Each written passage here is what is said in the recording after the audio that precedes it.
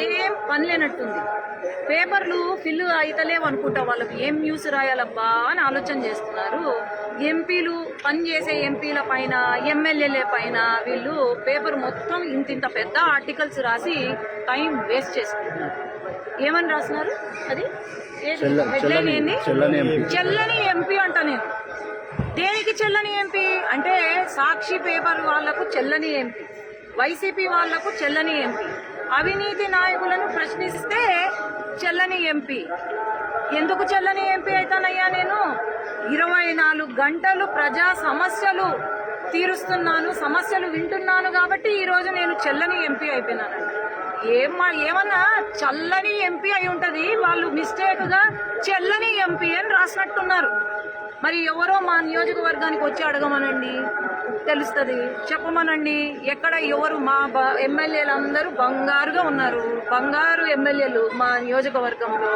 మరి ఎక్కడా కూడా మాకు ఎటువంటి సమస్యలు లేవు. వీళ్ళు ఎందుకు ఇట్లా సృష్టిస్తున్నారో, నిజంగానే అదే సమస్య అయితే ఎంపీలకు పర్మిషన్లు అవసరం లేదు నాయన. సీఎం గారు క్లియర్ గా చెప్పారు, ఎంపీలకు పర్మిషన్లు అవసరం లేదు. మేమేమి రాజ్యసభ లాగా నామినేటెడ్ పదవులు కాదు మావి. మేము ఇక్కడ ప్రజల చే ఎన్నుకోబడిన నాయకులం మేము ఎంపీలు. అర్థమైందా? ఎవ్వరికి పర్మిషన్ అడగాల్సిన అవసరం లేదు అని ముఖ్యమంత్రి గారు క్లియర్ కట్ చెప్పారు. అసలు మీ ఎంపీలను చూసుకోండి ఫస్ట్. నిన్న ఏదో తిరుపతి ఎంపీ పాపము ఆడ రోడ్డు పైన పడి దొల్లుతున్నాడు. అది ఏదో అక్కడ టీటీడీ గుడి, మన తిరుమల తిరుపతి దేవస్థానం గుడి దగ్గర పాపం పొర్లదండలు చేసినా మీకు పుణ్యం వస్తుంది. కానీ ఇట్లాంటి చిల్లర చేష్టాలు చెయ్యొద్దండి.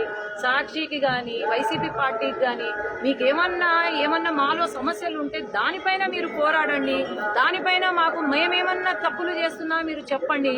అంతేగాని అనవసరంగా మీ టైం వేస్ట్ చేసుకొని మంచి వాళ్ళను లేకపోతే ఎమ్మెల్యేలను ఎంపీలను టార్గెట్ గా చేసి మాత్రము మీరు చేస్తే దానికి మీరే మూలం చెల్లించాల్సి ఉంటుంది.